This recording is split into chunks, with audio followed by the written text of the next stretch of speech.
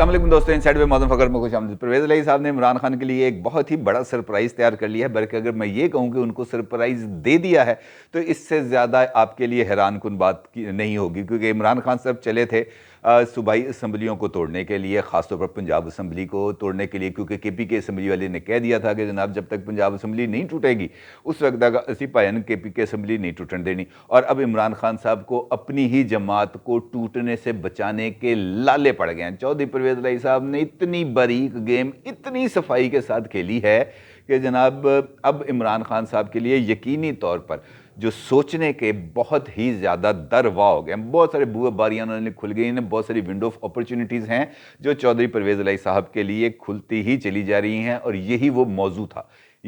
मौजू था जो आज ज़मान पार्क लाहौर में इमरान खान साहब की ज़ेर सदारत होने वाले इजलास के अंदर ज़ेर बहस आया कि पायन बाकी नाल तो असी लड़ लांगे, घर वालियां नाल किवें लड़ीए। आप ये बताएं कि जिन लोगों को हमने अपने कंधों पर बिठाकर वज़ीर आला बनाया था, वो बंदा अब हमारी बात मानने सुनने के लिए तैयार नहीं है और हमें सरप्राइज़ पे सरप्राइज़ दिए जा रहा है। हत्ता कि हम इस बात का ऐलान कर रहे हैं कि जनाब हमने पंजाब असम्बली को तहलील करना है, हमने पंजाब असम्बली के बाद खैबर पख्तूनख्वा असम्बली को तहलील करना है और उसके बाद हमने जनाब इलेक्शन कराने हैं मार्च के अंदर, और मार्च में रमज़ान से पहले इलेक्शन कराने हैं। लेकिन दिलचस्प बात यह है कि जिस असम्बली को तोड़ने जा रहे थे उसी असम्बली में पाकिस्तान तहरीक इंसाफ के एक रुकने को सूबाई असम्बली जनाब ख्याल कास्त्रो साहब को आज चौधरी परवेज़ इलाही साहब ने वज़ारत का हल्फ भी दिलवा दिया। और इमरान खान साहब को जब ये खबर मिली तो उनको तो बात समझ में नहीं आ रही थी कि यार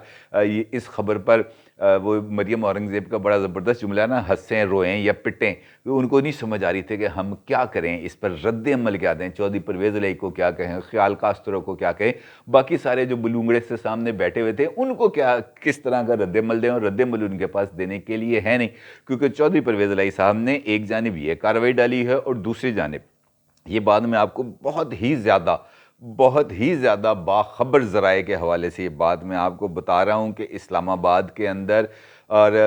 यानी इस्लामाबाद आप समझें जुड़वा शहर जो है रावलपिंडी इस्लामाबाद, ये अहम तरीन शख्सियात चौधरी परवेज़ इलाही साहब को शहबाज शरीफ के साथ एक टेबल पर बिठाने के लिए सरगर्म हो गई हैं। उन्होंने कोशिशें शुरू कर दी हैं, उन्होंने मशवरे देना शुरू कर दिए हैं कि पायन ए किश्ती डुबना लीजिए तो हुण ए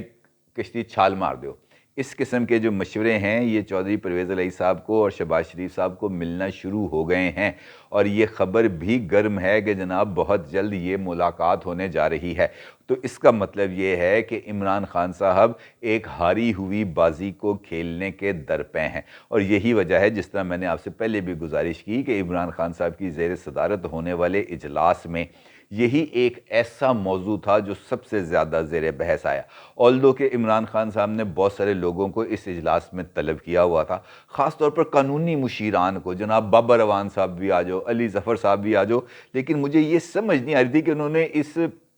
इस मसले के लिए ये जो कानूनी आइनी टाइप माहिरीन हैं इनको ज़हमत देने की उन्होंने कोशिश क्यों की, क्योंकि जो इनके मशवरे हैं वो मेरा ख़्याल है कि काबिल अमल नहीं होंगे। और मौजूदा हालात के अंदर जो आइनी कानूनी ऑप्शन तो रह कोई नहीं ना। मिसाल दे रहा हूँ आपको कि पाकिस्तान तहरीक इंसाफ के 176 MPAs हैं, 10 MPAs हैं मुस्लिम लीग काफ के। अब अगर 10 MPAs 186 में से 176 अरकान असम्बली जो हैं वो, अगर मिसाल दे रहा हूँ आपको, कि अगर वो रिज़ाइन भी कर दें तो पंजाब असम्बली के अंदर तो अक्सरियत मौजूद रहेगी। और वैसे भी मुझे किसी सियाने बंदे ने ये बात बताई थी कि जो असम्बली के बिज़नेस को चलाने के लिए चीफ़ मिनिस्टर होना चाहिए और उतनी तादाद असम्बली में मौजूद रहनी चाहिए जो कोरम की निशानदेही ना करे, तो ये बिज़नेस चलता रहेगा। इसका मतलब ये है कि अगर 50% अरकान असम्बली या 49% अरकान असम्बली से निकल भी जाएं तब भी असम्बली की सेहत के ऊपर कोई फ़र्क नहीं पड़ेगा, असम्बली इंटैक्ट रहेगी, वो टूटेगी नहीं। हाँ, ये ज़रूर हो सकता है कि उसके बिज़नेस की वो शायद वैल्यू ना हो, उस असम्बली के अंदर کی جانے والی لیجسلیشن کی کوئی ویلیو نہ، لیکن مسئلہ یہ ہے کہ ہم نے بجٹ دینا ہے، اور بجٹ دینے سے پہلے ہم نے آئی ایم ایف کے ساتھ 9th ریویو میں جانا ہے۔ 9th ریویو میں جانے کے بعد ہم نے آئی ایم ایف سے $1.5 بلین کی جو قسط ہے وہ وصول کرنی ہے، اور اس قسط کی وصولی کے لیے آئی ایم ایف کی طرف سے 800 ارب روپے کے نئے ٹیکسز لگانے کا اعلان کیا گیا ہے، یا نئے ٹیکسز لگانے کی فرمائش کی گئی ہے۔ تو سوال یہ پیدا ہوتا ہے کہ پاکستان تحریک انصاف کا یہ اجلاس جس کا میں آپ کے ساتھ ذکر کر رہا ہوں، اس اجلاس میں آئی ایم ایف کے شکنجے سے پاکستان کے عوام کو بچانے کے لیے کوئی نقطہ زیر بحث آیا؟ اور اس کا جواب ہے ایبسلیوٹلی ناٹ، کیونکہ یہ اقتدار کی لڑائی ہے، اور یہ اقتدار کی لڑائی صرف اور صرف ہوس کی طاقت سے لڑی جاتی ہے، نفرت کی بنیاد پہ لڑی جاتی ہے، اور اس کے علاوہ اس کے اندر کوئی اخلاقی اور سیاسی پہلو میری نظر سے آج تک نہ گزرا ہے۔ اور عمران خان صاحب نے تو میرے اس ایمان کو اور زیادہ پختہ کر دیا ہے کہ اقتدار کی کرسی پر بیٹھنے کے لیے، اقتدار کے مزے لوٹنے کے لیے، اقتدار کی انجمن کو آباد رکھنے کے لیے عمران خان صاحب جس ایکسٹینڈ تک جا سکتے ہیں، میرا نہیں خیال کہ پاکستان کے ماضی کے کسی بھی سیاستدان کو اتنی جرت یا اتنی جو ہے کھلی چھٹی ملی ہو۔ ہاں یہ ضرور ہے کہ کچھ لوگوں نے اقتدار کے جو فائدے اٹھائے وہ ذرا کسی اور طرح کے تھے، اس کو آپ نامناسب بھی کہہ سکتے ہیں، اس پر اعتراض بھی کیے جا سکتے ہیں، اور برملا لوگ اس بات کا اعتراض کرتے ہیں۔ ماضی کے حکمران چاہے نواز شریف صاحب ہیں، چاہے آصف علی زرداری صاحب ہیں، ہر ایک بندے کے اوپر اس حوالے سے تنقید کی جاتی ہے کہ جناب انہوں نے اختیارات کا ناجائز استعمال کیا، لیکن کوئی کورٹ آف لا، یہ ہمارے نظام کی بھی کمزوری ہو سکتی ہے، ہمارے سسٹم کی بھی کمزوری ہو سکتی ہے، ہمارا جو جسے ہم کہہ سکتے ہیں کہ جوڈیشل سسٹم کی بھی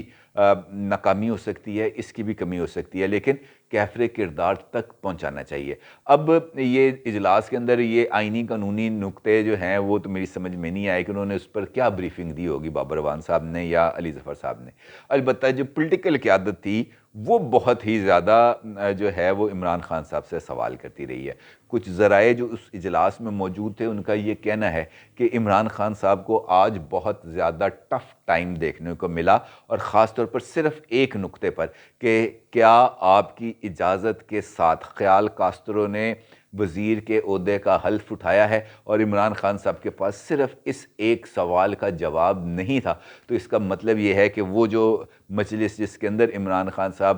ایک کشن کے اوپر ٹانگ رکھ کے بیٹھے ہوئے تھے، وہ اس مجلس کے اندر شریک ہر ایک شخص اس بات سے بخوبی آگاہ ہو چکا ہوگا کہ جناب عمران خان صاحب کے اب پلے کچھ نہیں رہ گیا، ان کے ہتھ وس میں کچھ نہیں ہے، اور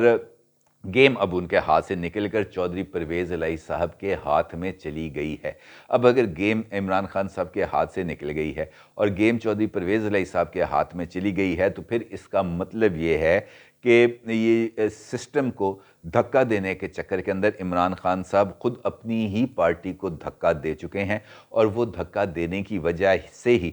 جو مختلف اراکین اسمبلی ہیں وہ چودھری پرویز الہی صاحب کی طرف راغب ہوئے ہیں، کیونکہ چودھری پرویز الہی صاحب نے ابھی ریسنٹلی، میں 2-3 مرتبہ پہلے بھی آپ کے ساتھ اس نقطے کا ذکر کر چکا ہوں کہ 25 ارب 23 کروڑ روپے کا دانہ ڈالا ہے۔ 25 ارب 23 کروڑ روپے کا دانہ اراکین اسمبلی کو ڈالا گیا ہے۔ تو بھائی جنہوں نے الیکشن لڑنے ہیں انہوں نے پہلے کچھ پیسے جمع بھی کرنے ہیں۔ وہ اگر 25 ارب 23 کروڑ روپے کے دانے چگیں گے تبھی جا کے وہ اپنے الیکشن کی کیمپین چلا پائیں گے، تبھی وہ اپنے جو ہے وہ سیٹوں کے اوپر کچھ جو ہے وہ خرچہ کر پائیں گے۔ اپنی جیب سے کون خرچہ کرتا ہے؟ یہ بات عمران خان صاحب کو تو شاید سمجھ میں نہیں آ رہی، لیکن ان کے ساتھ جو لوگ بیٹھے ہیں ان کو سمجھ میں آ گئی۔ مثال دیتا ہوں آپ کو، یہ بھی ایک چھوٹی سی مثال، کہ جس اجلاس کا میں آپ کے ساتھ ذکر کر رہا ہوں، اس اجلاس کے بعد پاکستان تحریک انصاف کے ہی ایک سینئر لیڈر جو سینئر وائس چیئرمین بھی ہیں، وہ جب اس اجلاس سے باہر نکلے اور انہوں نے میڈیا کے ساتھ گفتگو کی تو ان کا یہ کہنا تھا کہ ہمیں ایسا کوئی قدم نہیں اٹھانا چاہیے جس سے جو ہے ملک کا نقصان ہو۔ ہمیں اپنے ذاتی مفاد کو پس پشت ڈال کر قومی مفاد کا جو ہے وہ خیال رکھنا چاہیے۔ اور وہ شخصیت شاہ محمود قریشی صاحب تھے۔ یہ وہی شاہ محمود قریشی صاحب ہیں جن کی بھی قربت اسی جگہ پر ہے جہاں پر چودھری پرویز الہی صاحب کی قربت ہے۔ یہ بات ضرور ہے کہ انہوں نے اس پریس کانفرنس کے اندر اس بات کا ذکر کیا کہ جناب عمران خان صاحب دوالے ہوئے آیا دو اسمبلیاں دے کہ میں پن کے چھڑنی ہے، میں نے ان کو توڑ کے چھوڑنا ہے، لیکن ان کو بھی ان کے لہجے کے اندر آنے والی جو کمی تھی، جو اس لہجے کا جو کھوکھلا پن تھا، وہ سب پر آیا تھا۔ آلدو ان کا یہ کہنا ہے کہ عمران خان صاحب ڈٹرمن ہے، آلدو ان کا یہ کہنا ہے کہ چودھری پرویز الہی صاحب نے ان کو یہ ہدایت یا ان کو یہ گرین سگنل دے دیا ہوا ہے کہ وہ اسمبلی توڑنے کے لیے تیار ہیں، آلدو کہ ان کا یہ بھی ماننا ہے کہ الیکشنز ہی مسائل کا حل ہیں، لیکن ان کا یہ جو کہہ دینا ہے یہ حالات کے اس وقت مجھے کمپیٹیبل ہوتا ہوا نظر نہیں آ رہا۔ اور اس وقت عمران خان صاحب کو سب سے زیادہ خطرہ موجودہ حالات کے اندر جس طرح کی وہ پالیٹکس کر رہے ہیں، ان کو سب سے بڑا خطرہ عمران خان سے ہی ہے، جو ایک جانب دیگر سیاسی جماعتوں کے ساتھ لڑ رہا ہے اور دوسری جانب اپنی ہی سیاسی جماعت کو اپنی ہی سیاسی جماعت کے ساتھ بھی نبرد آزما ہے، اور دیکھنا یہ ہے کہ وہ اس لڑائی میں کون سا عمران خان جیتے گا۔ وہ عمران خان جو موجودہ حکومت، اسٹیبلشمنٹ، جوڈیشری، ہر ایک جو اس کے سامنے آ رہا ہے اس کے ساتھ برسر پیکار ہے، یا وہ جو اندرونی اختلافات، اندرونی ٹوٹ پھوٹ، چودھری پرویز الہی صاحب کی سیاسی نقب زنی یا اس طرح کے دیگر لوگوں کے ساتھ برسر پیکار ہے۔ دیکھنا یہ ہے کہ کس عمران خان کی جیت ہوگی۔ اپنی رائے کا ضرور اظہار کیجیے گا۔ آپ کا بہت شکریہ۔ اللہ حافظ۔